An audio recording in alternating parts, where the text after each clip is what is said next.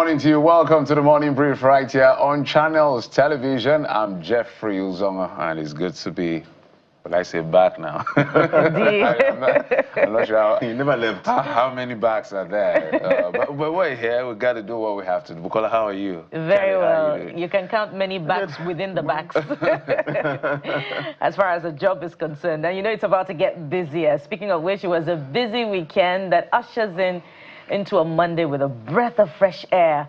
Welcome to your perfect morning starter right here on Channels Television. I am Bukola Kulka, of course, blessed amongst men, and the latest daddy. Have you got some sleep, Kelly? Some sleep, yes. Well, good morning, Lagos. Good morning, Nigeria. Thank you, indeed, for joining us here on the program. I am Kelly. Egigi, I was just saying Happy Mother's Day to Bukola just a moment ago. Thank you. Donald Trump will sit in the U.S. and says he's seen terrorists in some parts of Nigeria, and the Nigerian government are not seeing those terrorists. I don't know why. Is it that we don't have that kind of level of infrastructure or investments in security, architecture, and all of that? But I think that we have to put an end to this. Amnesty is reporting that at least 6 persons died, but the Nigerian government doubts these claims. So we'll wait and see. I know the commissioner for Homeland Security or something in Niger State said he was yet to get a brief about the incident, and so he couldn't make comments and all of that. But we need to really hear from the Niger State government as soon as possible. We need to hear what they know and what they are seeing and hearing on the ground. But then our thoughts and prayers are with those, if these attacks are true, those who have lost their lives in the incident. Because, well, even if the lives were not lost, what we hear is that the buildings or homes of people were destroyed. So in this economy where Nigerians are only managing to survive, how will some of those persons go back to rebuild their damaged and destroyed homes? Oh, well said, gentlemen and lady. It's a lot. Well, gentlemen of the press. All gentlemen of the press. The truth is that there has to be some clarity to the story. Yeah. We'll commend the military for doing a great work, taking out these elements who should not be alive by every second. But we must do that with defending the lives of the civilians themselves. But guys, also, before we get to the papers, as politics was in the air, APC has done their screening, screening has happened for members of the National Assembly.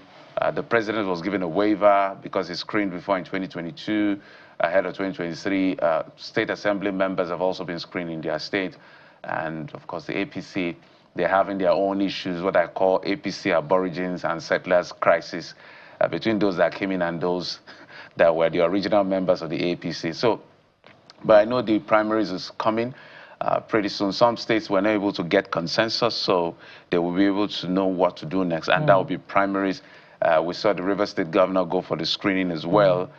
We don't know whether it was screened or he was told to bow and go. I think he spent about 20 minutes or so. So there are states we're looking at as what is going to play out. The PDP is still arguing about who is in charge of the leadership. Maybe I'm going to, if I have the time, I'll take time to explain to the audience what exactly is what each side is holding on to. They seem to have something they're holding on to. It's a bit complicated, but I will run through the legalese and the facts so that people get to understand. But maybe we'll take a break. And when we come back, we'll be joined by analysts who will take us through what the papers and the dailies are saying. Stay with us.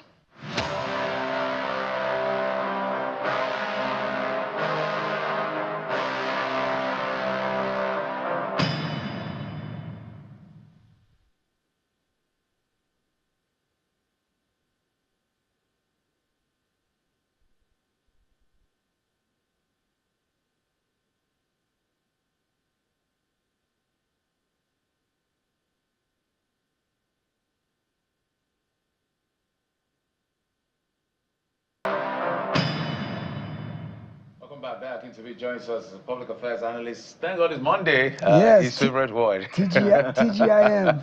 TGIM. The only one that likes Monday is what? The only one. Born ready for Mondays. Yeah. And he's been fingered as a suspect for liking Mondays. There was something attached. As long as there's money to be made, I'm good with it. There you go. Let's get to the Abuja inquiry. Is what we'll get started from. And that is leading with politics.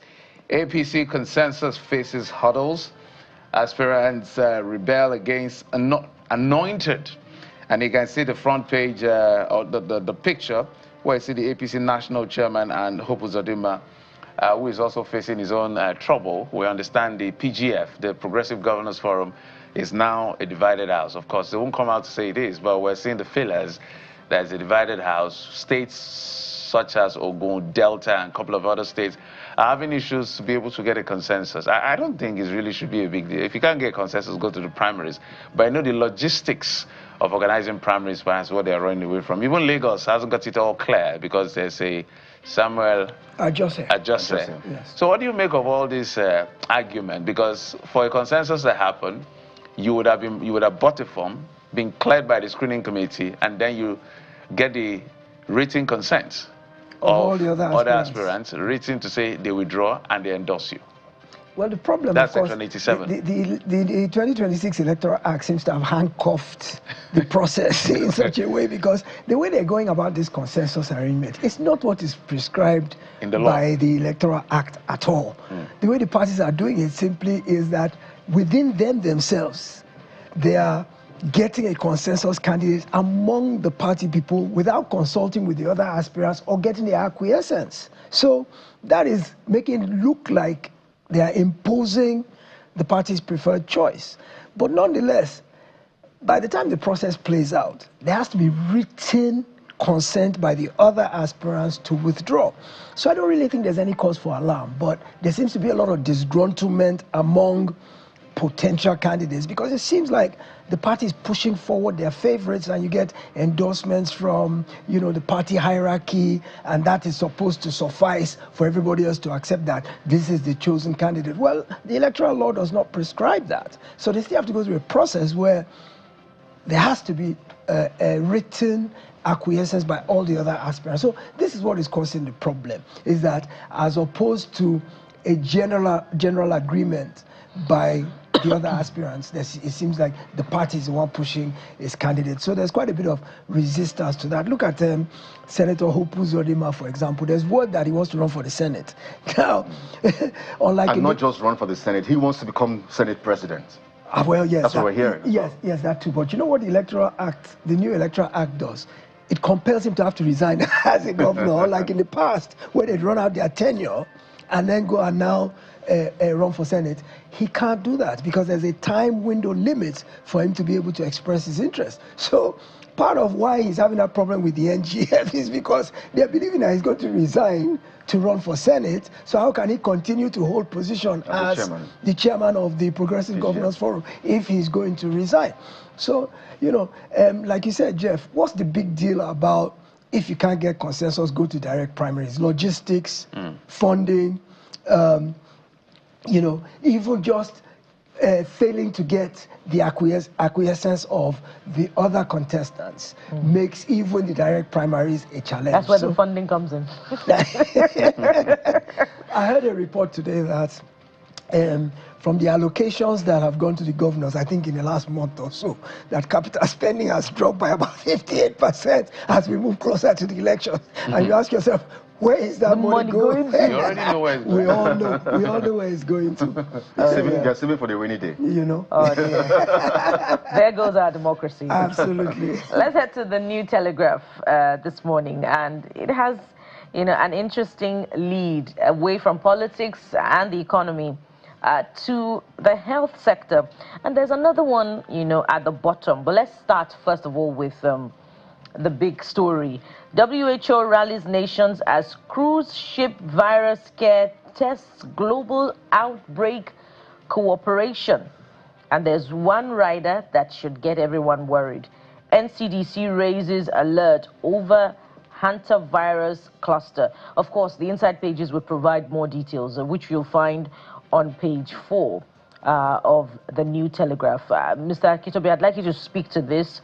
How worried should we be, you know, especially against the backdrop of this administration's promise in its manifesto that, you know, one of the things it wants to achieve in the health sector is pandemic preparedness? Well, the cruise ships are natural incubators for this kind of thing because they are a closed ecosystem, and once one person comes aboard with a virus of some sort, it spreads like wildfire through the entire infrastructure, through the entire ship, because there's no escape, really. And even back in the days of COVID, cruise ships were major carriers and spreaders of this thing. In Nigeria, as of now, the outbreak has been contained. I think it's just very few scanty cases that we've heard about, and the response seems to be adequate so far. I think that COVID taught us enough of preparedness in terms of pandemic outbreak. And I remember there were some states like Lagos, for example, that had very good responses. I don't know if you remember in the times of COVID where they had these tents that they put at stadiums and, you know, in different places where they isolated suspected cases. And we learned quite a bit from COVID, apart from the vaccination as preventive care, you know, isolation to stop it from spreading from those who already have it. But typically as Nigerians, we've kind of relaxed once COVID went away. And so all of the things that we learned then and all of the proactive and preemptive steps that we're supposed to have been taken, we've probably gotten a little bit laid back and relaxed. So hantavirus is probably coming back as a reminder now that you don't need to ever let your guard down, because there's so many of these things out there. You know, at one point it was Lassa fever, now we're hearing hantavirus. God forbid there was a second or third strain of COVID. It looks like at no time ever will we be totally immune from communicable disease. So there should be a permanent framework in place, which, like you said, the government promised as part of its manifesto to do that. But there's been no public audit, so we don't know what the status of that preparedness is. But if I were to take a guess as a Nigerian myself, and the way business is as usual, I'd say that a lot of dust has gathered over whatever preparatory steps were taken back then. Because I think COVID was, what, 2020? So we've had 6 years of respite. And if I know Nigeria for what we are, in those 6 years, whatever steps were taken have calcified over time. So perhaps this is a good reminder, especially at a point when it hasn't really broken out massively in this country. So this might be a good reminder that it's time to go back and revisit the framework that was put in place and make sure that, you know, all the levers are oiled and greased and ready to go just in case, because prevention is always better than cure. And if you're prepared, you can, if not at least totally prevent, you can limit spread. But you've got to have the right infrastructure in place. Speaking of infrastructure, testing laboratories, PPPs for, you know, those battling the disease on the front line. But just before we exit New Telegraph, there's an interesting one here at the bottom. You know, over the weekend we had, you know, that Governor Fubara may have walked out of the screening and he didn't speak to the press. But the New Telegraph has us believe that something may have happened. 2027, APC clears Fubara. That's at the bottom of the paper, under the big picture. APC clears Fubara for primaries. No comment, Rivers governor tells journalists after screening. He was asked to take a bow and go. That's ascribed to a source. So what do you think may have happened there? Well, one thing I did notice was that, unlike all the other aspirants who went in for screening, his screening was very short. He was in and out in a few minutes. Matter of fact, the story first came out that he stormed out and that he wasn't screened. Then later we heard a counter story that he actually was screened, but that his stay was so short that when he came out of there and didn't talk to the press, people assumed it meant he wasn't screened at all. But word came later that he was screened. Whether he was asked to take a bow and go or not, the point is that he's not going to coast freely to the ticket, to the nomination. His erstwhile godfather, Nyesom Wike, has his own candidate who was also screened. Even though he denies. Even though he denies, but this person, this person who we all know, Chinda, right? Yeah, who we all know was also screened and passed the screening. Is it former or current minority? I think former. Go ahead. I know what I'm saying. Yeah, so there's going to be a contest, clearly. And at this point, I think there's enough existing bad blood between the two gladiators, the two major contenders, to where it's kind of going to be a rougher fight at the end of the day. And I think we haven't seen the end of the Rivers controversy yet. I think there's still a lot more to come in terms of what is going to play out. I'm not sure if Governor Fubara has his ducks lined up in a row to be able to overcome the opposition to his running for a second term, which the powers that be seem to have a problem with. So if I were him, I would be running around right now to try to secure the support. Because remember, there's this thing about consensus. And if you don't have the support of the major party brokers, who will help you now go and persuade the other people to step down. Nobody who has paid for a nomination form and who has interest in running is going to step down voluntarily. It takes a lot of persuasion, probably a bit of filthy lucre as well. There we go again. But it takes quite a bit to get somebody who has had this ambition, worked for it, done a lot of posturing, probably spending, campaigning, to now voluntarily and willingly drop his ambition. So generally the way it works is that the powers that be sit that person down, probably make some promises, some horse trading, some give and take, some compromises, make some promises. And it's usually not what the aspirant or the main person can achieve on his own. So he has to have, elders who I can't say no to if they come to me. You know that Nigerian cultural predisposition that when elders we respect come and beg us for something, we won't be able to say no. So I don't see Fubara as having that, amalgamation of elders within the party who can persuade the others to drop their nomination for him. That there may be where his problem will come from. Okay. There are those who would argue that, that move to defect to the APC was a smart move for him. I thought it was. I thought he was coasting free the moment he defected, and of course he left his godfather in the PDP, and President Tinubu welcomed him. And the chairman of the party then even said that he was the head of the party in Rivers State. Yes. The chairman of APC declared him. He is the head of the party in Rivers State. Yeah, right. He is a toothless bulldog. What's the point of being a head? Even if he's in the nomenclature, he has no power. It's symbolic. It's symbolic. Yeah. Okay. Some difficult truth coming through. Just before we leave the New Telegraph, top left stays with politics. 2027 presidency. Jonathan may pick PDP nomination form this week. Oh yeah. There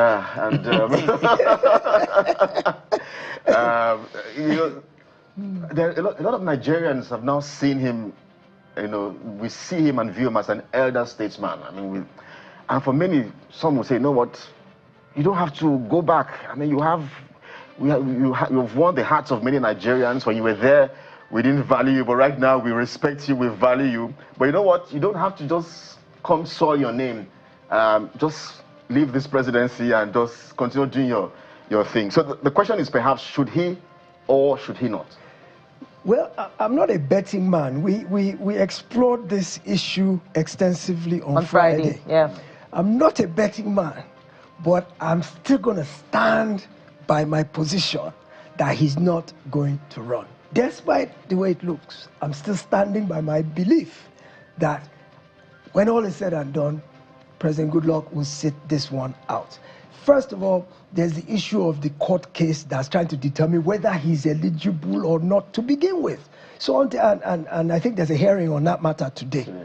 So it might even be a moot issue if the court says, well, you're not eligible, you've taken the oath twice, you can't take it a third time. But even if the court clears him and says, well, your situation was before the Electoral Act changed and says that you can't do this thing, take the oath 3 times.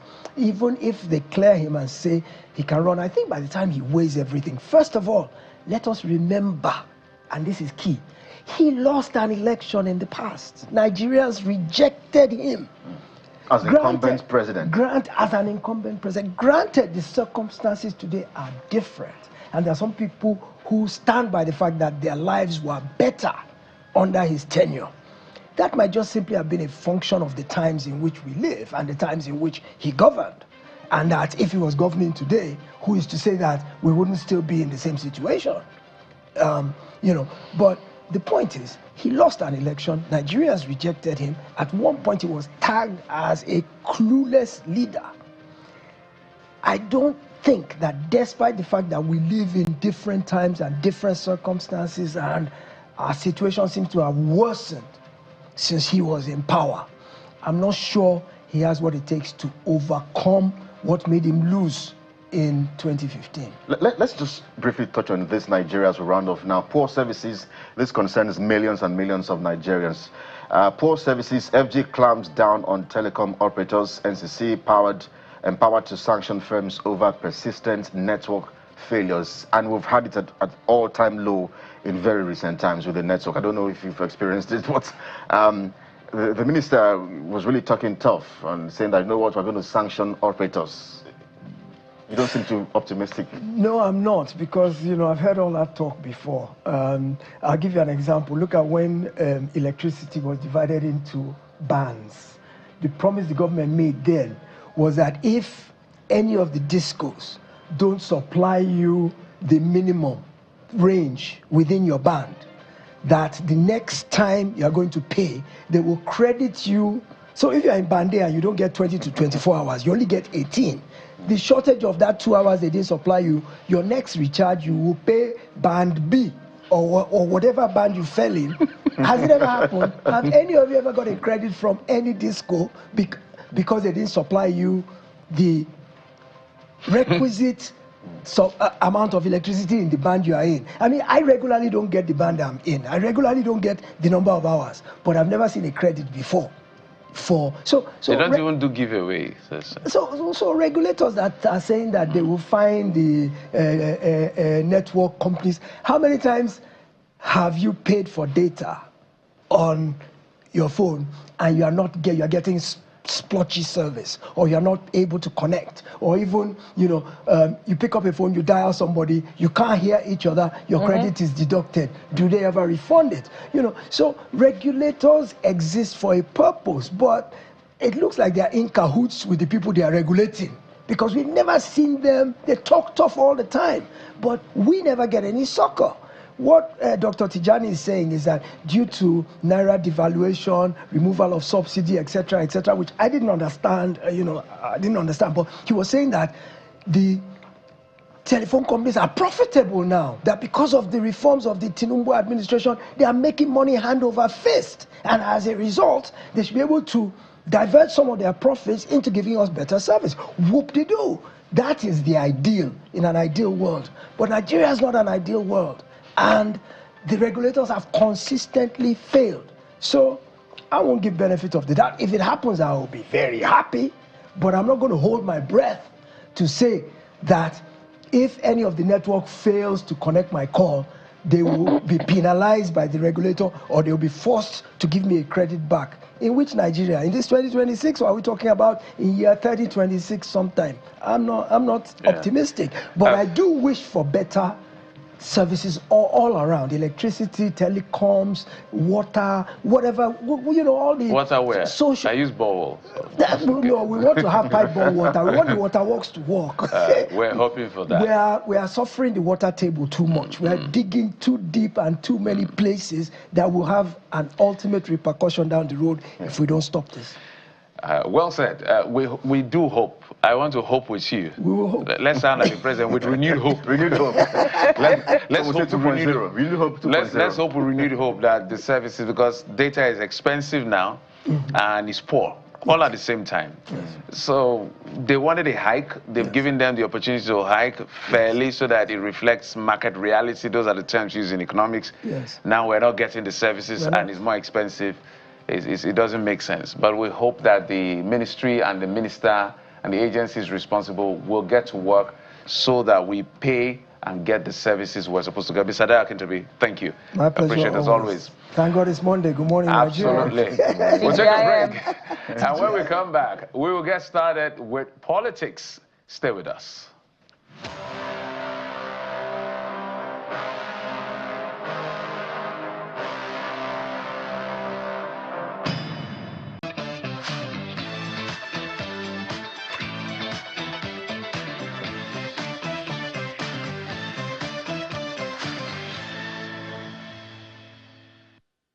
Welcome back. So Rivers politics is still very much in our line of vision as we head into 2027.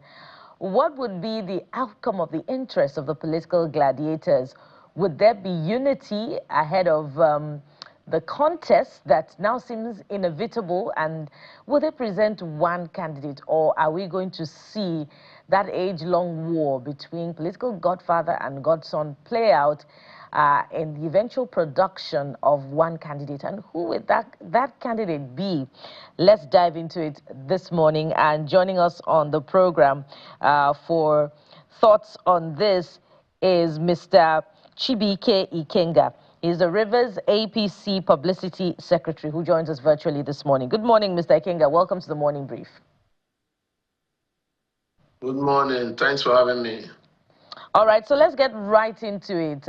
What we saw over the weekend was a bit confusing, although papers are now clarifying that indeed the governor was screened. But he didn't address the press, and I didn't look too happy, according to reports, when he came out of the screening. And some would say that customarily, when a governor comes out of the screening and his colleagues had been screened the day before, you know, that stakeholders would come escorting the governor out of the screening area. So he came out alone, and his comment was no comment. So was he screened successfully or not?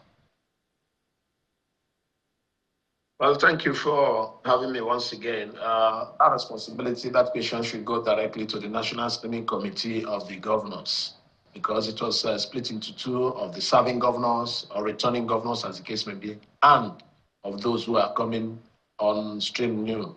So that question should go to them, whether he was screened or he was not screened.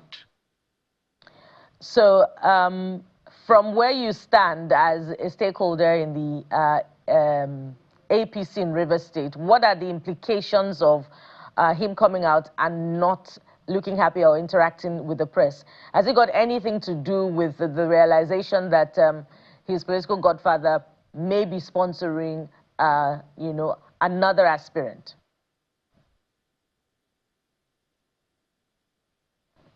Well, we cannot sit here and hazard guesses as to what transpired at the screening, quote and unquote. Firstly, it's not a party precondition that once you are out of the screening room or office that you must, M-U-S-T, in capital letters, that you must address the press immediately.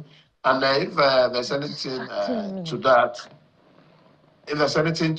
I think that the governor's spokesperson should be in a position to stating that clearly. But for us as a party, we have our party guiding principles, laws, the Constitution, and as well as the Constitution of the Federal Republic of Nigeria and the Electoral Act. So if the governor did not fall short of the provisions of these laws, I think that it shouldn't be an issue. Let's break it down. How many people bought the form for governorship in Rivers State? So put the record straight again for all of us. The governor had a form. I think Dax Alabo, George Kelly, former commissioner for works. So we also had Kingsley Chinda also got the form. So confirm for us whether this is correct. Well, we have been hearing of those who procured forms. Forms are not bought at the state level; they were bought at the national level. But we have heard that the governor bought form.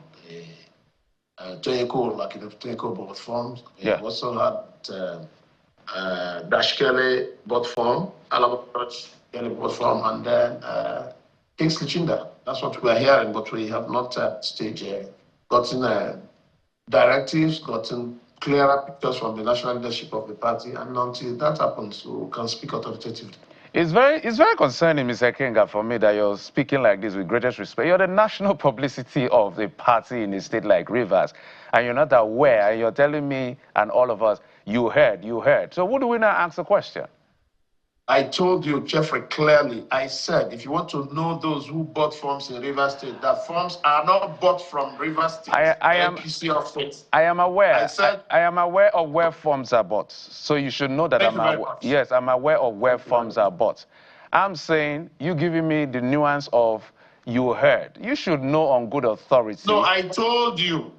I mentioned names here of likely people who bought the funds, but we need proper clarification to say we have 4, 5, 6 persons from the national. That's what I'm saying.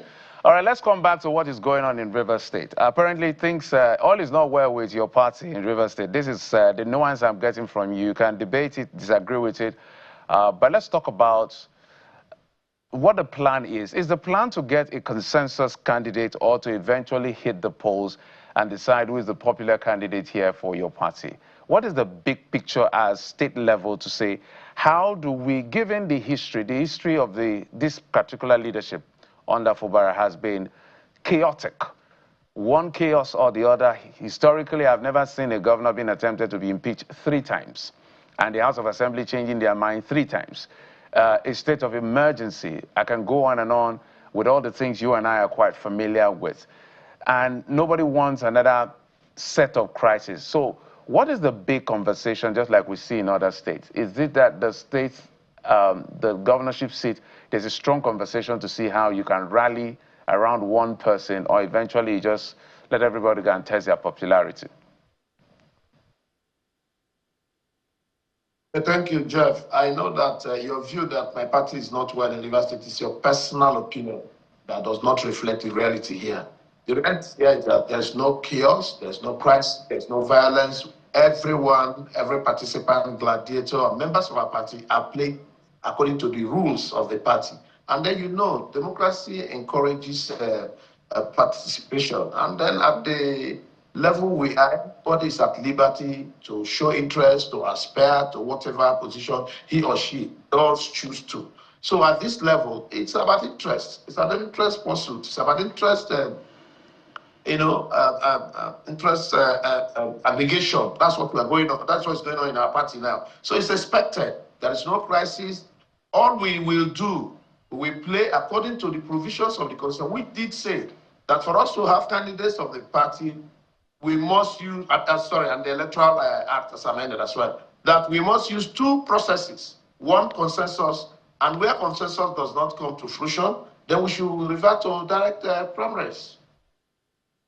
Interesting. Well, Mr. Kenga, the next few weeks and months will be really very interesting for you and your party, because one would have thought that since the governor defected to the APC, he should be celebrated, and then, you know, it should make things easier for the APC to, in your state, to just, you know, go on and just win the elections easily. But I mean, River State is always very unique. So that's why it got a lot of journalists speculating exactly what would have played out in that screening. I know that Mr. Fubara has this relationship with the national secretary as well, Ajibola Bashiru, who has always sort of defended him. So perhaps maybe that confirms why there are reports that the governor was only asked to take a bow and leave. Is that what you heard as well?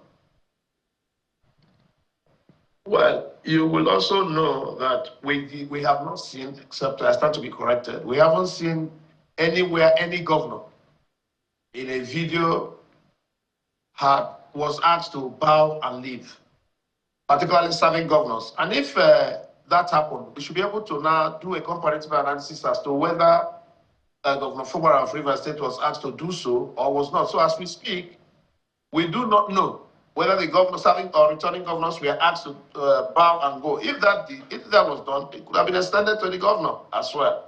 But I speak authoritatively that we are not aware of what transpired at the screening of returning governors and even new aspirants. So we can't speak authoritatively. We're only at the level of making conjectures and then speculations.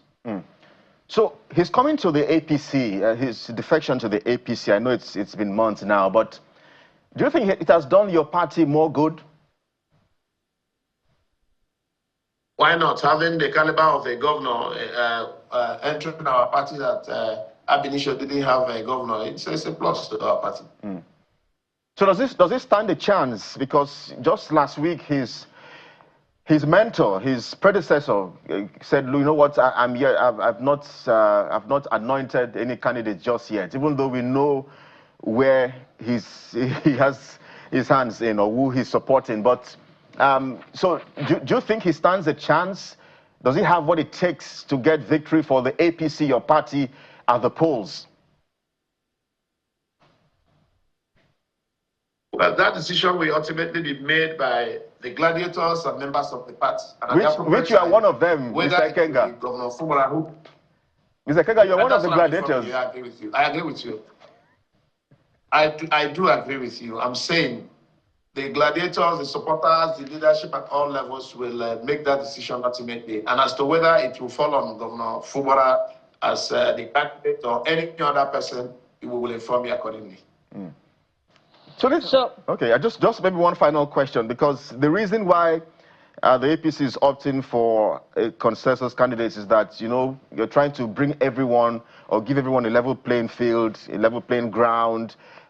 People have, you know, boasted and bragged that the APC is the party that, you know, practices internal democracy and holds it really very dear to her heart. But it does appear that at the end of the day, there are going to be some aspirants who will be perhaps angry at this process, because if we've seen about 4 or 5 persons who have picked the nomination forms, I'm just wondering perhaps how you intend to handle that, those persons who may perhaps feel aggrieved if perhaps the governor, you know, has that edge and he does pick the ticket.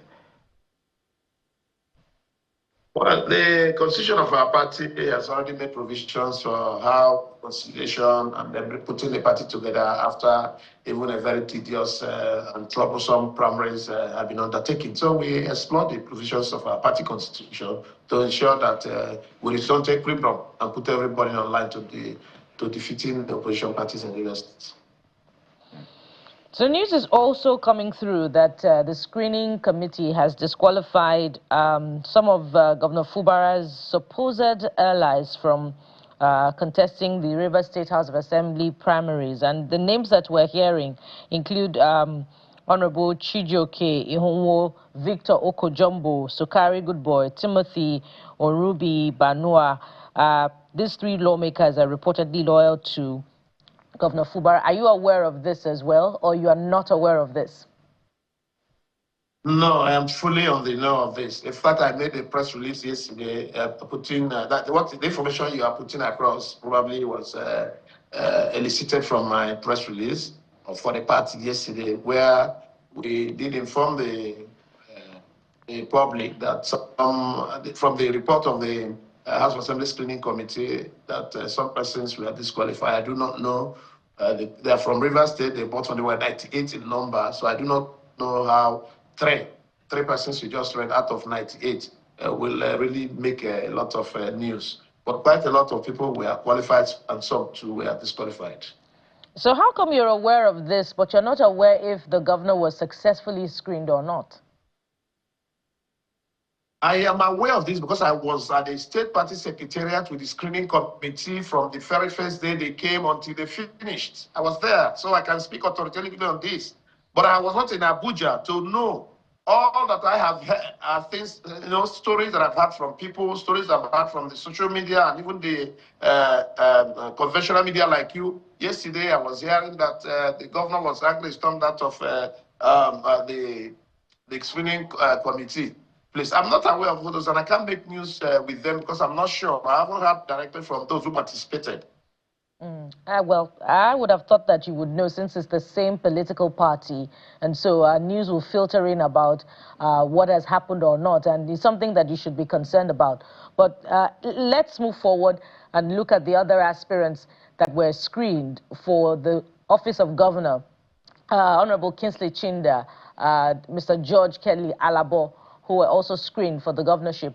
What are your thoughts, and Mr. Tonyakul, what are your thoughts specifically about Chinda and Alabo for the office of governor in Rivers State? What are your thoughts about their eligibility, their credibility? Well, once again, I would like to say that all the information at my disposal as to what transpired at the governorship screening committee are at the level of hearsays, and we can't make news with such until a participant at that place informs me I was there, this and this and this and this happened. Then I can run with that. But as we speak, I cannot make any news out of them. But for Rivers State House Assembly Screening Committee, I was part of it. I followed from the onset until they finished, so I can speak authoritatively on that. Like I did say that I've already released a statement on behalf of the party as to the report of that committee. Be that as it may, I want to tell you that all those whom we have heard bought forms, the party will consider them on their own merits and then take a decision as to who flies the flag of the party, and then we move to defeat the opposition party. All right. Parties, as the case may be. But you're aware of these individuals. You're aware of their competence, their service to the party. You surely can speak about how capable they are for the office of governor. I know them. In fact, all of them are my friends. I can assure you that. But that does not matter at this stage. It is the decision of the party that will stand. Are you shying away from commenting on their competence because you are loyal to a particular party in the ongoing Rivers dispute?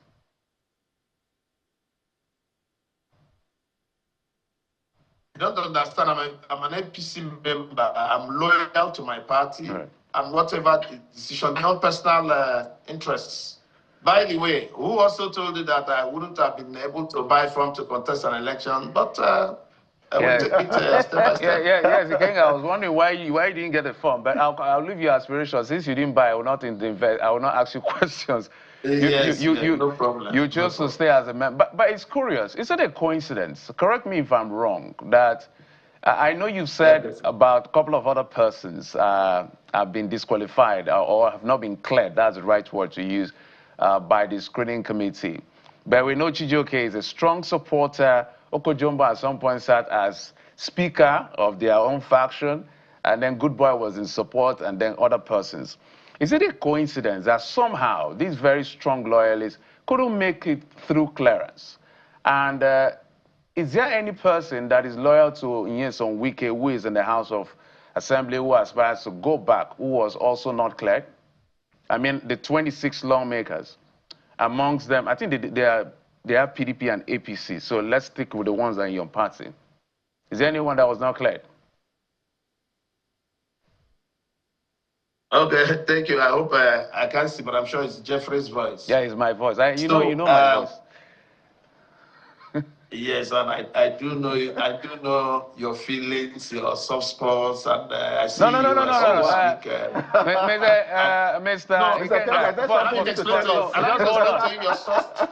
Forget about feelings and soft. It's inconsequential. Just hold on. I'm a journalist. I'll ask my question as they are. I said, is it a coincidence? It's not about feelings that the loyalists to the governor did not make it through clearance, and those of them who are loyal to Nyesom Wike all made it through the clearance. And I said, put it on record, is there anyone that is loyal to Nyesom Wike that did not also get cleared? So forget about feelings. It's about question and answer.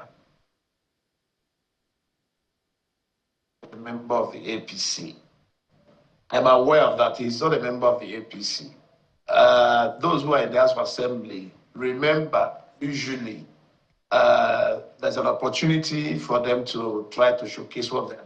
But at this moment, we have not taken decisions as to who will return and who will not return.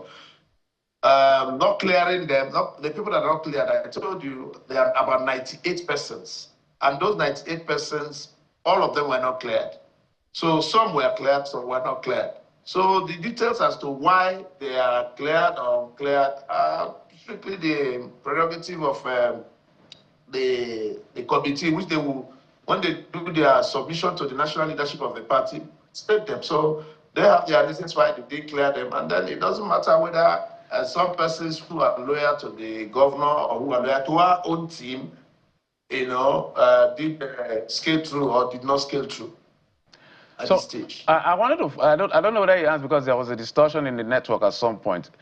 The persons, I'm not mincing words. Loyalty in the House of Assembly is either for the governor or for Nyesom Wike. You can debate the rest. I'm saying, is there anybody who is loyal to Nyesom Wike, who is a member of the APC that was not successfully cleared? It's just a question. You have the information, you know all of them. So read through our press release and you'll be able to get information. Okay, that's you being dodgy because you say you sat down, you have because you know I everything don't else. have I don't have the 98 people offered now to mention their names, those who are clear and those who are not clear. The 98 people, they are large enough. So except you take a specific person and then I can address on that. Oh, but you wrote the press release, Mr. Kenga. So you should be able to remember yes, at least 5 names, if you can't remember all 98. I said 98 of them. It's unwieldy for me to mention one after the other, 98. We're not asking you to mention 98. Mention 5. You can mention 5 and tell us whether or not they're loyal to former governor and minister Nyesom Wike and why they're clear and the others were not clear. This is a simple question, sir. Okay, my response to you is this. They are all members of our party. Those who were uncleared, there are reasons.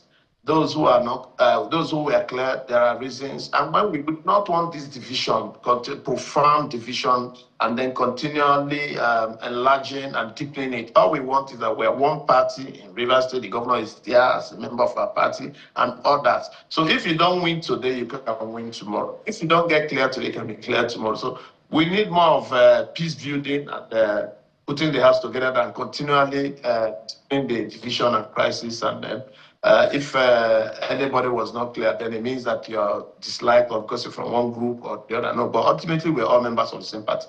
That's why you're seeing me address matters like this.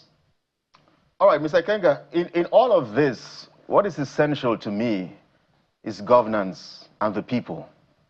Are you and the other gladiators, are you doing this with the interest of the people at heart? Or is the fact that you and your colleagues, you guys have a way of sitting down and making decisions for your own personal interest? Because I'm wondering exactly what is the state of governance in Rivers State for the last 4 years. Jeff said it's been chaotic. The rest, they say it's history. I'm just wondering exactly how all of this, is for the average Rivers person who comes from the Niger Delta region, who expects that they should live in a particular way. And I'm sure that perhaps not the case. Okay, thank you. Unfortunately, we could have done that, but crisis came, and then the development of the state was slowed, and it became chaotic here. But ultimately, once the raising data of being in politics, that is for good governance in our state. That's what we had always pursued. We pursue good governance, which will include proper delivery of projects and services timelessly. And then accountability, transparency, and all that. These are some of the things that our party and the government here ought to. That being the case, but we had crisis, and that crisis has been put behind us now, and then we are trying to recalibrate for greater performances. Because I'm going to ask you if that has been the case since the governor defected to your party.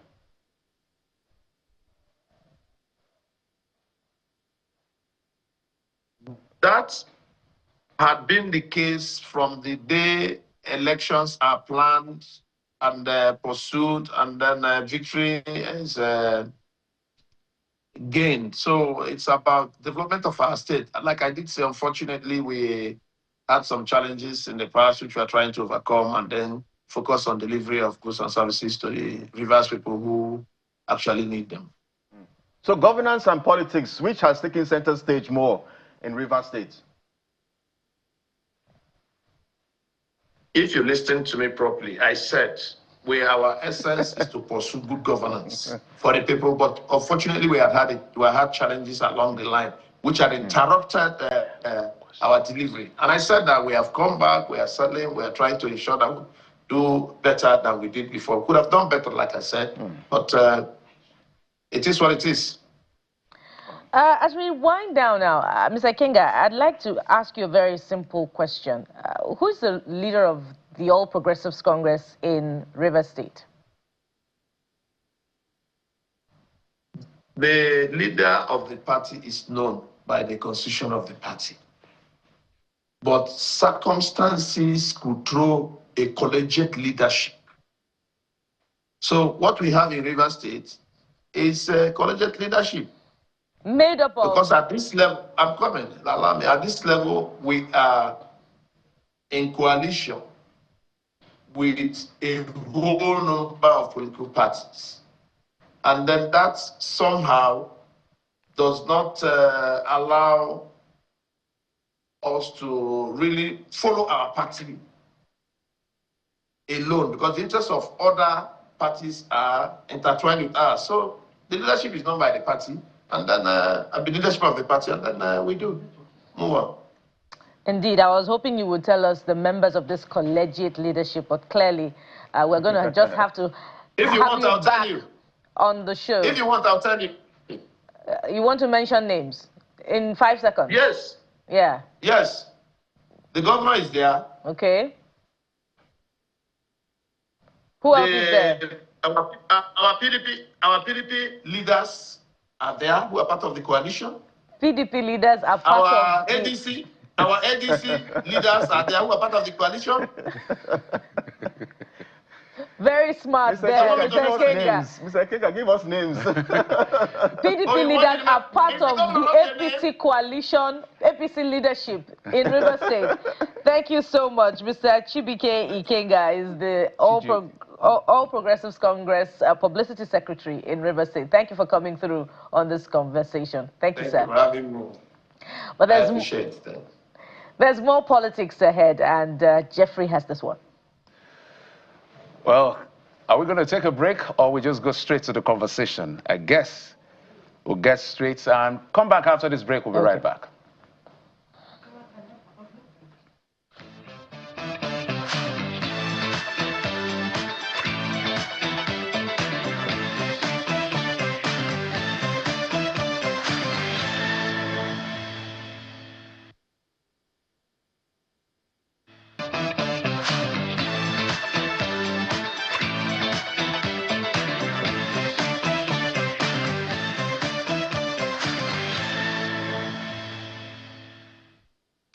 Many thanks indeed for staying with us here on the Morning Brief. So let's get to have that conversation now as we stay with politics. 2027, we're counting down. Aisha Yesufu joins us live on the program. Well, social activists turned politicians, is now a member of the NDC, but not just that, she's also gone in to become a senator. Well, Aisha, good to see you this morning. You've done a lot for yourself. Social activists, you've been very involved, speaking up for many Nigerians who don't have that opportunity. So we're really very happy that you have decided to, take the bull by the horn and make this big decision. But my question to you is very simple. How do you intend to be different? Because it looks like it's a pattern for Nigerians and our politicians. Those of your predecessors who were activists some years ago, who decided to become politicians, now their voices have become weak and really very silent. So tell Nigerians just how you intend to be different if you eventually, if and when you become senator. Thank you very much. I must say that we are all politicians. I only decided to be partisan by joining a political party. First of all, for me, is the fact that I'm not leaving advocacy. I'm taking advocacy into politics. And some people might say, well, that's just words and all of that. But one of the things that I know for sure is that I've kept my words. I keep my words. For over a decade, I've been in the public space when I decided that I was going to start making demands and advocating. I have indeed kept my words through 3 administrations, be consistent in the things that I do. But I think it's quite unfair when we continuously pick out activists, advocates, and keep saying that, oh, so and so person have been this so and so activists have been in government and they haven't done well. Margaret Ekpo was an activist; she got into government. Fumilayo Kuti was an activist who got into government. She never changed. These women never changed. And there are quite a number who haven't. We keep using the examples that we see. If, for example, I was a medical doctor sitting here, nobody is going to remind me of medical doctors who have entered into office and failed. But I do understand that. For me, I hold myself to higher standards than I hold others. And currently, like I've also put out, there are about like 7 bills that I would like to propose that basically right now are focused on Abuja people. And you know, I could just read out some of those, the 7 bills for you to say, this is not something that wishful thinking I'm just trying to get into. We're looking at the Abuja infrastructure bill, Abuja resident security bill, Abuja resident empowerment bill, you know, the FCTA accountability bill, you have the indigenous right and land protection bill, you have the free maternal care bill also, and the Abuja education bill. These are some of the bills that I would love to propose if given the opportunity by the people of Abuja. So, and you have decided to go for a seat that is occupied by a fellow woman, your gender as well. What happened to women supporting women? So this is the thing, is this bias that sometimes I find them, you know, a bit disconcerting, right? If I was a man sitting here, you wouldn't be asking me what happened to a man. So what happened to men supporting men? No, and so that's having to Aisha, I'm having to ask that because in the Senate, I think we have only 4 women. So the argument is that perhaps maybe you should have gone for another position, not trying to unseat, you know, a fellow woman. So that's why they. And I know that there's this thing which you are also very involved about, the women's representation at the National Assembly.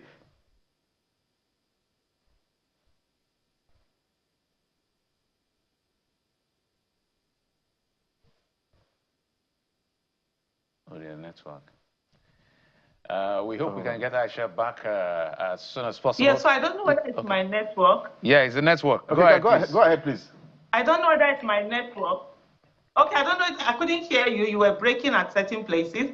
But like I was saying, so the issue is also that if it's a man, you're not going to say that what happened to men supporting men. What happened to men, you know, deliberately say, okay, let's not take some of these things and allow women. They haven't said that is the fact that, hey, here we have democracy is about choices, right? Democracy is about, it's not about coronation. And at the end of the day, it's all about, you know, whom the people feel would be able to represent them better.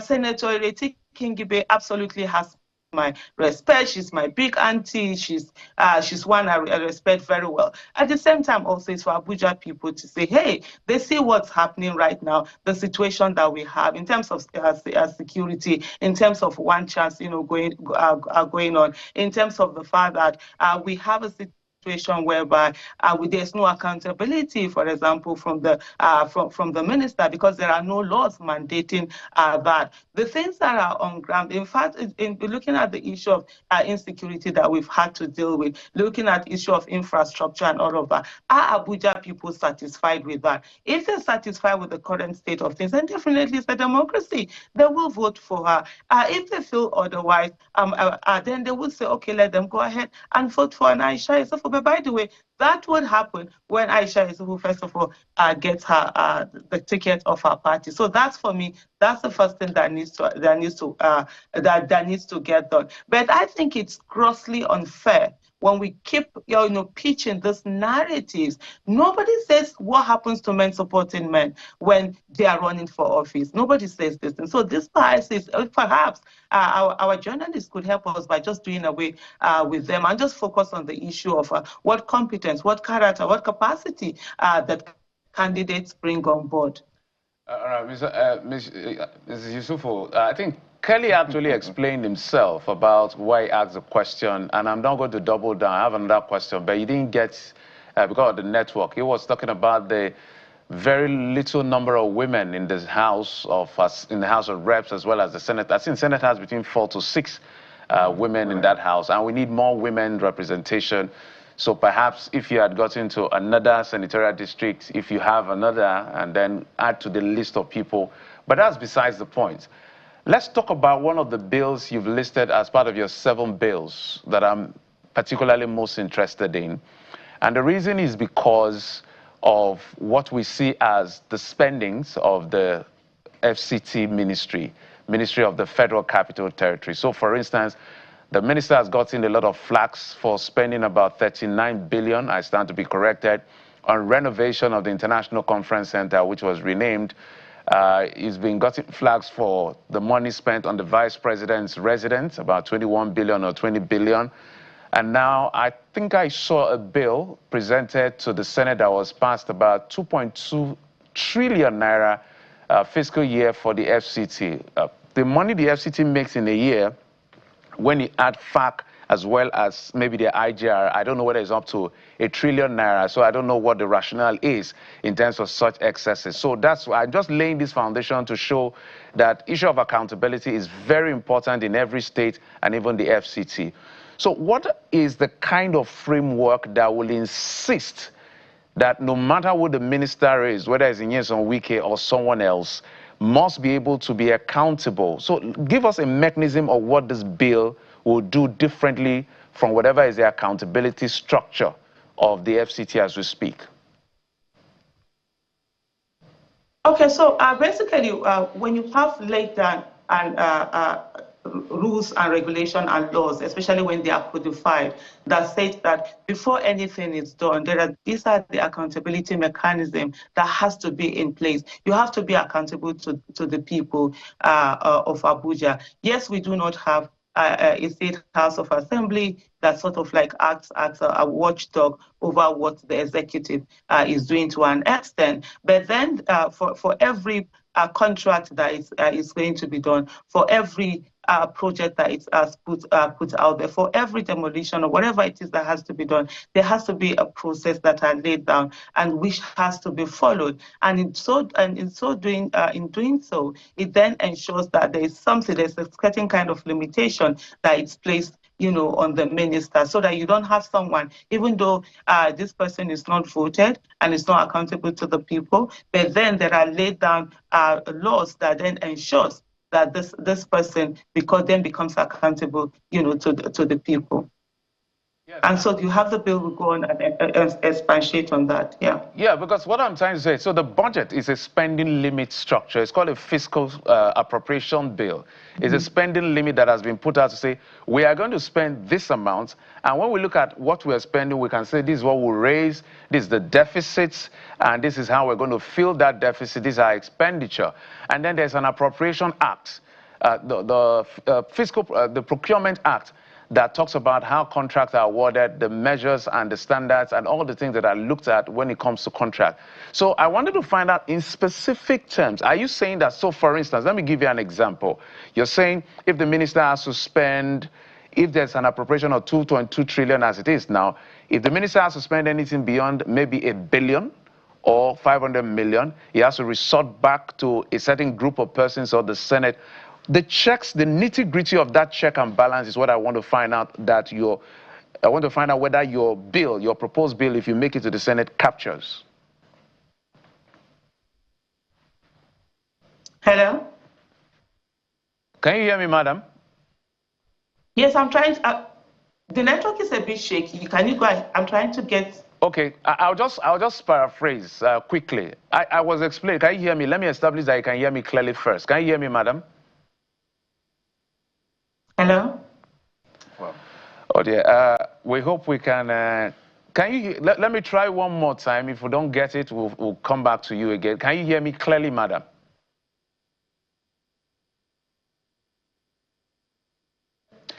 All right, we'll come back to Madam Aisha in just a moment. But while we're trying to get that sorted audio, so what I was trying to get from her, I hope she may be listening, is the fact that when you prepare a budget, that budget has components. One of those components is the expenditure, which is the spending limit, 2.2 trillion. And of course, you're going to tell us the revenue, whether it's the FAC or the IGR. Of course, there will be deficit, how you want to fill that deficit. And then even when you're awarding contracts, there's a procurement act that guides contracts. So all of that is part of the checks and balance within the system. Somehow they don't have an assembly. So I agree with her. Where the governor may have to go back and forth on certain kinds of spending, depending on the spending limits, or if he has to borrow, of course, he has to go to them. So I wanted to see in specific, if you say it's a FCTA accountability bill, what is going to be different from what we have now when you have an appropriation? Because when you go to the National Assembly, the Senate in this case, to present your budget, the first thing you will do in presenting the budget is to tell the Senate how the previous budget performed in terms of performance. So that's a form of accountability. So this bill, is it going to be a monthly accountability system, or just something legislative that will be clearly different from what we have? And it's an important question that you asked. Yeah, I'm particularly interested in hearing her answer to find out what is in the framework of her bill that will check, spending, the excess spending in projects, particularly in capital components of budget, because that's where the devil is in the detail. What is quoted as against what is released and what we find to have been spent. Is there an audit component of the bill? For instance, we've heard that a whopping 39 billion was spent on the International Conference Center. Is there an audit component on the bill to see what was in the books, for the execution of this project, such that in the future, when, subsequent executives, because the Minister of the FCT stands as a form of governor of the FCT. So in the future, when, subsequent executives are in office, they can defer to that legislation that has gone through, hopefully, all the way to the executive at the federal level and become law, such that they are now guided by this document. But really, it's an interesting, bill that she is coming up with. But how she intends to now, get it all through to the executive to ensure that it becomes law, if indeed she is elected. And another part of the conversation, and I believe that you've had this with her, Jeffrey, is, if indeed she is elected come 2027, if the president retains his cabinet, she has one man to deal with. That's the minister of the FCT. So what's going to be different about her approach? We're told that we don't have one. Okay.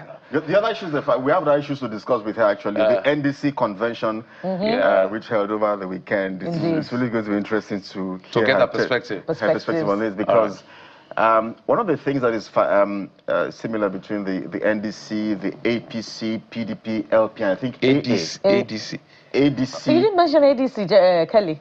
Well, I did mention. No, I didn't mention ADC because they are yet to zone their. So I was going to say that. No, they're not zoning apparently. They're not zoning apparently. But the Labour Party, the PDP, LP, and NDC have zoned to the south.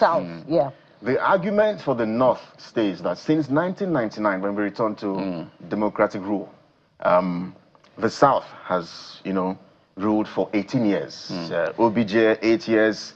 Goodluck, 6 years. Of course, we have Tinubu now, 4 years. And so if we have another president from the South, that will be 22 years. Yeah, that's one part of the argument. One part of the argument. For the North, it's Buhari 8 years, and for Yar'Adua 2 years. That's one part of the argument, because there's the rule of, before democratic rule as well, we've had other military rule and all of that. So it would be interesting to hear her perspective. We don't have the time now. Maybe we'll take a break. And when we come back after this break, we'll bring in our next conversation. Stay with us.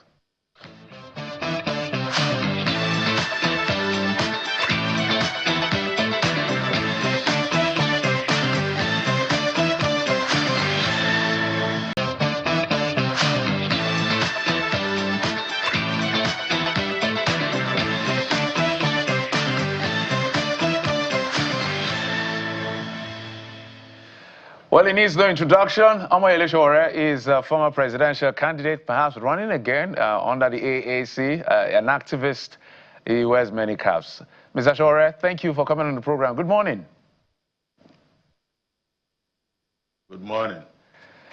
Let's begin with, I think if I saw a video online that I saw you in church. I don't know how many times I've seen you in church, so it was quite a different set altogether to see you. But it's an advocacy that took you there about this issue around Jabi Lake. I understand that the pastor of that church, I think Pastor Sarah, had actually added our voice to what the minister is planning to do, maybe take over the land for other purposes.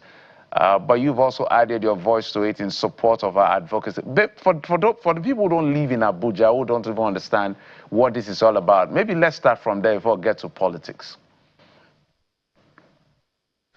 Well, I heard about the takeover of Jabi Lake Resort by the minister. He had gone there, petitioned the park, and I heard they had shared it amongst themselves. You know, they always use third parties in assigning and allocating land to themselves illegally. So when I saw that she was praying about it in her church, I saw the clip. I asked a friend of mine to contact her if we could come to the church and make a presentation about how to make that prayer a reality. That's what took me to church. Typically, I don't like going to church, especially during political seasons. I don't like the hypocrisy of politicians running to church just to deceive church members who don't actually see them after the political season is over. But this is an advocacy that was very dear to my heart as an environmentalist myself. And the fact that this FCT minister has completely ruined the master plan in Abuja by allocating public parks to his friends and cronies was the reason I went there. It's not for Jabi Lake alone. If you go into the city, we went around yesterday, a lot of these public parks has been taken over by the minister and converted to residential real estate developments that are at variance with, international best practices and also the Abuja master plan itself, heavily distorted by his actions. Oh, interesting. We're going to keep following up on that. But let's talk politics. Let's talk a bit of politics. Let's stay with your party for a moment. What is going on with the AAC? We can see other political parties, doing national convention. Primaries is up for, I think, every party has from now to May the 30th to decide who is going to be their candidates across board. So what's the plan for the AAC? And I want to suppose perhaps you're running again, so you also maybe bring that clarification. Let's talk about your party for a moment. What's the plan? Well, the AAC, the African National Congress, already had its convention November last year. So we have concluded our national convention. We are now going to primaries, and just like other parties, we will have our primaries towards the end of May. Every political party must have its primary, party primary by the end of May. So for states, I think we're going to have on the 21st, 22nd, and 23rd, and for national will be between 25th and 26th. Taking into consideration some of these religious calendars that are public holidays, and then there's also Children's Day coming up. So that will be done soon, but we have already submitted our membership register. An update will be submitted today because people were still registering, and there's still an update till today, May 10th. And the primaries for the party will then take place, will follow, yes. Sowore, before I hand over to my colleagues, let's talk about the strategy. History has shown us, at least from 1999, which is the very recent history everybody can relate with, is really very challenging and difficult to unseat an incumbent. Not because it's not possible. It is very possible. We've seen an incumbent being unseated, but it had to come through a merger that formed the APC in 2013 up all the way to 2015. And then we've also seen towards this election, their coalition, even though that coalition is now depleted between the ADC and the NDC. If you want to be president, or the AAC intends to, within this dispensation, get the office of president of the Federal Republic, why are you not talking to other political parties to see how you can coalesce, to see what you can do as an opposition party or opposition parties, to see how you can form a front and face the ruling party?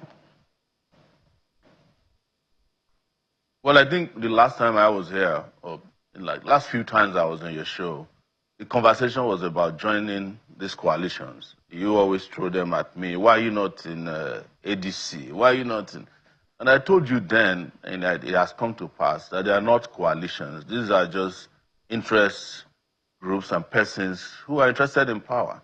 The real coalition that needs to happen, even the 2015 coalition you are talking about, wasn't just the merger of these political parties that made it happen. It was that the Nigerian people were tired of the People's Democratic Party at that time and decided that they would ease them out of power. So the coalition that you mentioned at that time, the APC, merely rode on the back of public discontent. Public discontent has reached the highest level of decibel now. But what is different is that you can't deceive people with a coalition anymore. So you're going to set up a coalition made up of the people who took Nigeria to where it is now, and you're talking to political parties whose only interest is to grab power. Nigerian people, I think, are wiser than that. What I've maintained on your show consistently is that there's a coalition to be made with the oppressed, the people who are cheated, the people who are disenfranchised, the people who are disenchanted with the system. And they are bigger than the political parties you call coalition. The latest coalition, which is the end, is not even a coalition. It's a political party that came into existence by way of a court order obtained from, I think, Kogi State. That's the NDC. It's actually not a coalition. It's owned by an individual, the former governor of Bayelsa State. So you can't call that a coalition. Our party, the African Action Congress, has been in existence in 2018. It's gone through some of the roughest patch of political existence. And we have maintained and consistently told you that the solution to our problem is not to be looking for coalitions of people who destroyed your past, who you now want to entrust with your future, but that we can form a coalition of the people of this country who are desirous of liberation, who want to have economic progress, who want to send their children to school, and who want to live in peace and security, both national, economic, and infrastructural security in this country. That is what we're about, not to find ourselves in coalitions that are happening today and by next tomorrow it has collapsed. Those are not coalitions. These are just desperate groups of persons whose only intention and goal is to grab power. We are not interested in that. And we have stated this on your show repeatedly. And so many of the things I predicted here have come to pass. One of it is that these coalitions are not genuine. They are not organic. They're just disparate individuals, carpetbaggers and gerrymanders who are interested in your resources and how they can lay their hands on it next time around. And that the one in existence, you call is a coalition. Look at what it has done to Nigeria since 2015. That's the APC. And so, Mr. Sowore, some would wonder if your Puritan approach to politics would work, really. I know that we've had this conversation time and again. Whether or not you disagree with, the value or lack of it that the party that adopted the quote-unquote coalition approach has delivered on its promises, it was able to secure power as a result of coming together in what is now the popular merger of 2013. So we have not actually seen strength in your party structure throughout the federation. That's on the one hand. And we wonder if you can translate the strength of your activism and social media following to victory at the polls, in case there are people watching and they're saying that, oh, we want to queue behind Sowore and see, okay, if he can actually deliver on the promised transformation that Nigeria is looking for. So what strategy do you have as an alternative if you do not believe in the idea of coalition? Okay, I have spoken to the fact that the last time you had a coalition in this country that took over power in 2015 and had remained in power since then, where did it take you? Let's be honest about our real socio-political situation. And then I'm reaching out to Nigerians. I've always reached out to Nigerians that the choice is yours, either to choose a coalition of these very big political kahunas or your own coalition that will take you to prosperity, peace, and security and give you progress and peace of mind. That is a choice that people can make. You and I know that these coalitions don't mean anything. It is their own way of bamboozling you. It's their own way of browbeating you to say, well, you know, we formed a coalition and we want to take over power from the other side. But to what extent is the coalition going to deliver on education? To what extent are they going to give you roads, provide security for you, make sure that you have hospitals, you can take water from your tap and drink it, that if you take a trip from your house to the next village, you will make it, either on the road or in the hands of the people these coalitions have thrown up who are killing and destroying you? That's the question we should be asking ourselves. Nobody, in all honesty, should keep talking about structures. Sometimes have been described as structures of criminality, delivering you because they have expressed themselves in a coalition. But let's be honest, were we not talking here about coalition the last time I was here, where you were bombarding with the question, when are you going to join the ADC? Why didn't you join the ADC? Why are you no longer talking about the ADC anymore?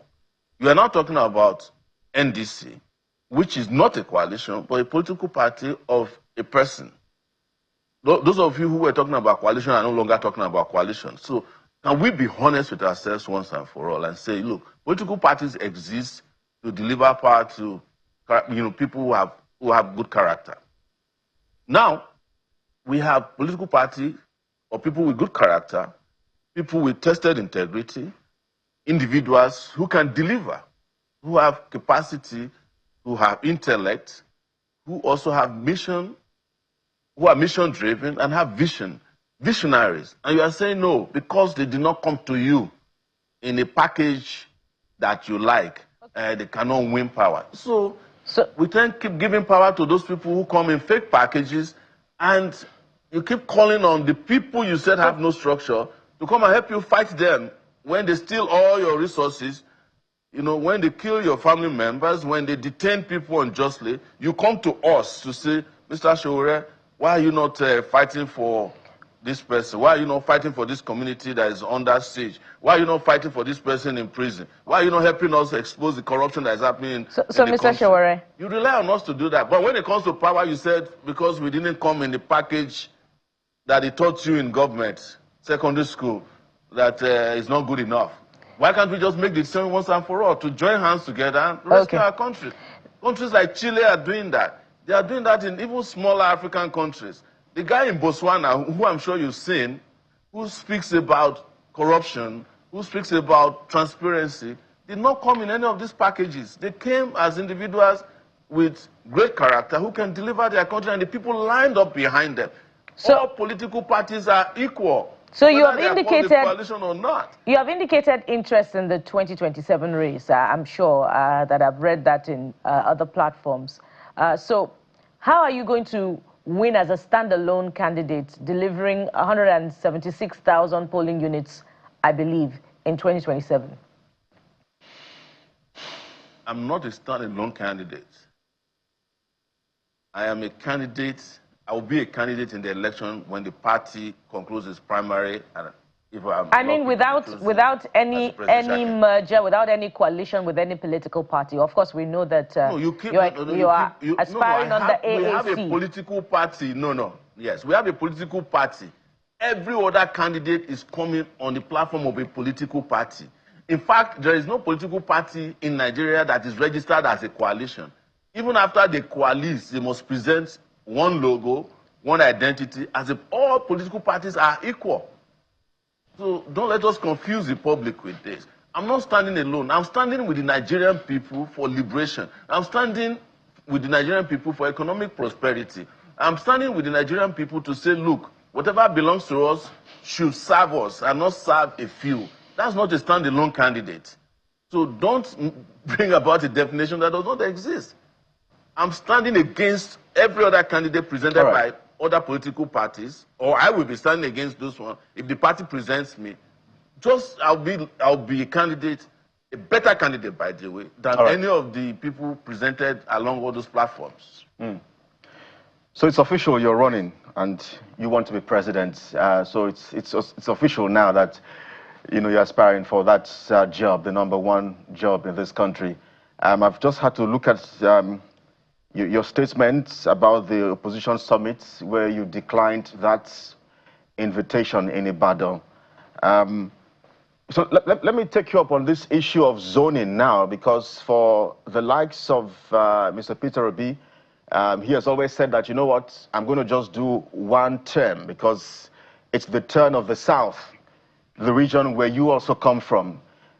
Is that also the plan for you to do a single term? No, I am not. I've never been part of any zoning conversation. The Nigerians should stop zoning the presidency of or any particular political office to any region. They should zone it to competence. They should zone it to people with character. Yes. So because it's part of this zoning that produced some of the worst characters that have run this country. You zone to religious groups, you zone to geographical groups, you zone to ethnic groups. Look at where you are. We are not doing zoning in our party. Our party doesn't have a zoning policy. The only zone we recognize are those zones of competence, character, integrity, intelligence, vision. We zone to the visionaries, not people who just come. And don't let anybody lie to you. There's nobody who gets power in Nigeria who wants to live in 4 years. They're just fooling those who might want to be fooled. When it comes to leadership in Nigeria, and that was why you raised the issue when you asked this question, that I said I wasn't going to be part of their Ibadan Jamboree. Oh, everybody came after me, especially those people who are in this other group. You know them. Oh, why would you say you can't be in that meeting? 3 days later, the meeting, their summit fell apart. It was summit of deceit. And I was the only person within the political realm. I don't see myself as belonging to the Nigerian political class, I saw it. That said, this is a terrible set of people. They met in Ibadan. These are the people that destroyed your country. And of course, all of them went up in arms against me. I said, oh, how dare you say that? Why didn't you attend the meeting? Oh, they didn't invite you and all that. 3 days later, the people who said that are now condemning the people who were at the summit and saying, they are the bad people. Yes, they are the bad people. But when I'm wondering why you're not mentioning who these people are, Mr. Sowore. Who are these people? One of them is my friend. He's on your show. Aisha. Aisha was the person mobilizing people for ADC. My good friend Aisha. All their group and they were condemning me for saying that the summit in Ibadan was summit of the structure of criminality. A week later, they have started labeling the people who met in Ibadan as the people who are destroying Nigeria, except their own candidate, of course, which is the hypocrisy I don't like about them. Yes. Yes, because you've brought Aisha into the picture, and we had on the show just a moment ago. I understand she's back with us. I think she's still on. I see her. Yes. So yes. Just maybe and by briefly. By the way, I support the fact that she has finally joined the race to become a senator. What's the advice you have for her? What's the advice you have for her as an activist yourself turned politician? What's the advice you have for her? No, I totally support her. I've always told her that good people who believe that they can do things, should get into politics. She used to say that she has no business running for office. She used to condemn those of us who are activists who run for office. She doesn't want to support anybody but her own candidate, which she's entitled to. But I'm glad finally she has come to that position and the realization. I used to feel that way too before 2016 or so. That activists don't have business in politics. But the business of politics is actually the biggest activism that has to be done to save society. So I totally support her, and I hope she wins. Even though I think that she's in the wrong party, she should have joined our party. Oh wow, that's a revolutionary party. I like that marketing. But yes. All right, she's in the wrong party. There's no question about that. Yes. Well, I'm sure she will have time to respond if you were able to get her back on the show. Yeah. Aisha, some straight questions. I would like you to respond to. Some you've answered before. Maybe just look at it again because no two elections are the same. If you are privileged to become Nigeria's president, say in 2027, what are the things that President Bola Tinubu has done that you totally disagree with, that you will literally almost immediately reversed, just like some of his pronouncement on this first day of office? I'm not giving any specifics now. Well, one of the things that reversed first is subsidy for petrol.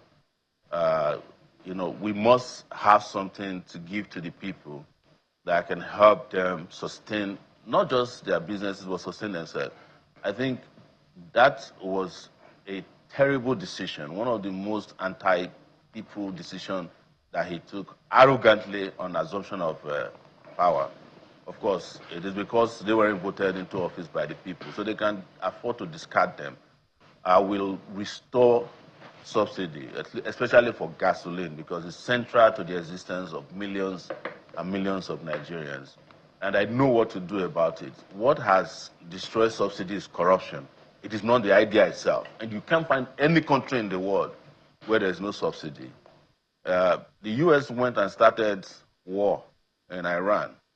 And when prices went up, the country's economy was tanking, and they had to intervene by providing subsidy, grants, and support to the general populace. So that's one thing.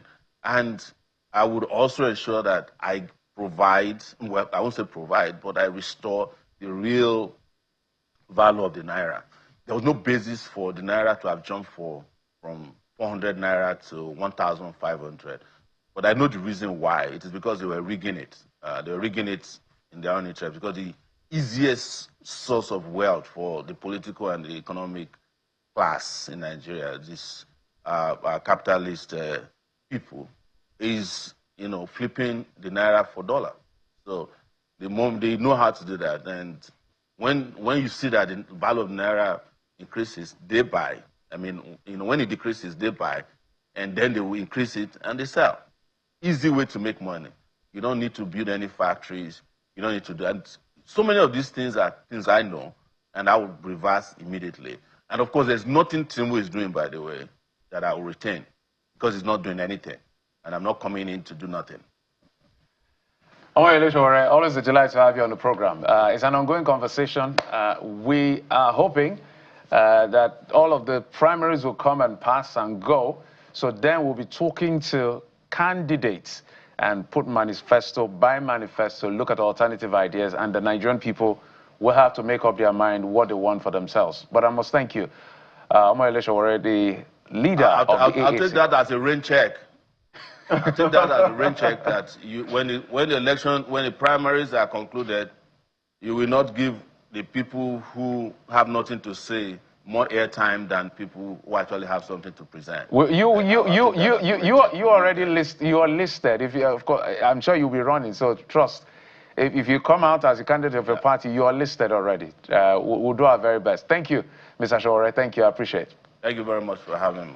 Good morning. All right, let's switch gears now. And before we begin to wrap up, I'm bringing Aisha Yesufu. She was on the program, but network connection. Madam, good to have you back. This is Fights to Finish. I'm happy you're back again. Thank you so much. Can you hear me now? Yes, I can hear you, but can you hear us? Can you hear us?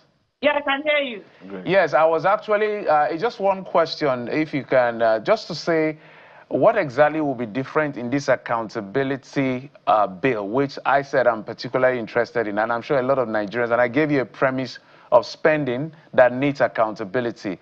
Because when they go back to the Senate to present new budget, they will account for how they spent the previous one. There's also the Public Procurement Act that checks contracts and all of that. So I wanted specifics as to what makes this what will make this accountability bill totally different and a game changer, so that there is no excessive spending.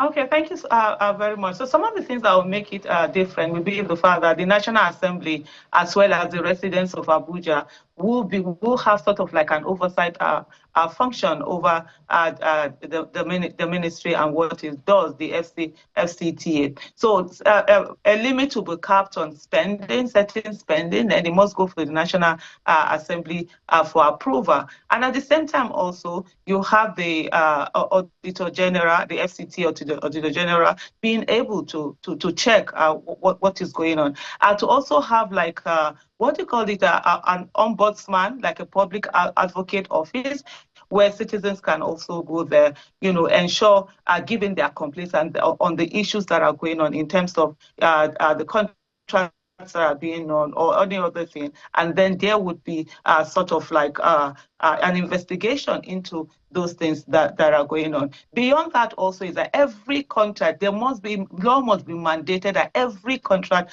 must be published on a portal, so that where citizens can go in and check everything, every spending, everything that is going on. And there should also be stages towards, the award of all of this. But when we are talking about accountability, one of the things that is also very big in Abuja is on the issue of land. There should be a land register. People should know who is getting what. What is it about if demolitions are going to be done? What are the things that have been put in place? Where is the place? And there must be notice, sufficient notice, and there should be sort of like not at the discretion of the ministry or of those in charge of demolition, but there should be law that mandates certain number of days on the things before any demolition we go on. Yeah, so there were other just saying that.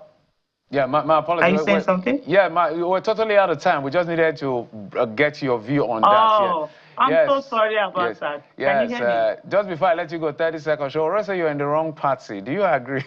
I'm already laughing for saying. Well, if that's all of us. You wanted in the AAC. I'm not in the wrong party. I think maybe I'll say to Sowore, my brother, maybe you should market the party more, not to be like, a one-person party and tell us all come and join. All right. Aisha, Yesufu, thank you. I appreciate it. Thank you for coming on the program. Thank you. All right, guys, where do we go from here? It's not just politics. It's not just about, the headlining hard topic. There was also celebration at the weekend, the African Magic Viewers' Choice Award, when Nigeria and Africa brought their A game. It was literally a splendor of its kind. So there were winners and there were people who did not win in terms of different categories. Bukola, I didn't see you at the AMVCA. The kind of because dresses I had a lot of time preparing for. Yeah, the kind of dresses I saw the ladies wear. These ones are even just. This is even. I think the cultural day I saw. Did you see the bread costume? Yes, How did they even I saw that got everyone someone talking? Who had bread and I think like a pot of wagonyi. Yes. And I was wondering, okay, I mean, I like the creativity. Trust me. I saw someone else who had like, I said, there's this historic building on the island, the church, I think, who had, but I wonder, I mean, why do you wear a dress that you can't even walk? I saw like 4 persons trying to carry her. No, I think you're missing the point. The point is not about walking or sitting. The point is about creativity, like the Met Gala. That's the costume. Yeah, it's like the Met Gala. This is a bread design this all is over. Bread. Yes. So it's not really about the walking. It's about artistry. It's telling a story. So this person may be trying to tell a particular, trying to export a particular kind of story using because this is more like designer's billboard. We're told that she owns a bakery, maybe that's why she had that. Oh, did I see another that looks like a wall covering the face? Yes. That's, I think that's Osas. I think we can have our own little Met Gala, but there were winners across board. But Industry Merit Award went to Shola Sobowale and Kanayo. Best Director, my father, Shada Akinola Davis Jr. I'm just running through there are so many people. I think Best Actor went to Zokwe. And then Best Actress went to, I've forgotten that name. Bimbo. Okay. No, the Best Supporting Actress went to Linda Ejiofor Suleiman. Yes. And then there's my guy. To Kill a Monkey. Amazing performance. Yes. To Kill a Monkey. That last scene when it wasn't the bullet that killed him, it's the betrayal that killed him. That shot, that's why that part won Best Cinematography. So we celebrate African creativity. Thank you, guys. Nollywood. We celebrate African culture as well. And we call for better fashion that celebrates and beautifies and elevates womanhood. The one that rather did than, about 10 persons rather to than help you. brings it down. That was still okay, but there were some things that we're seeing that were more gross than, you know, celebrating fashion and womanhood. Wow. Yeah. Creativity. They say has no boundary. Maybe we'll create that boundary. Thank you for your time and company. I'm Jeffrey Uzoma. Bye-bye.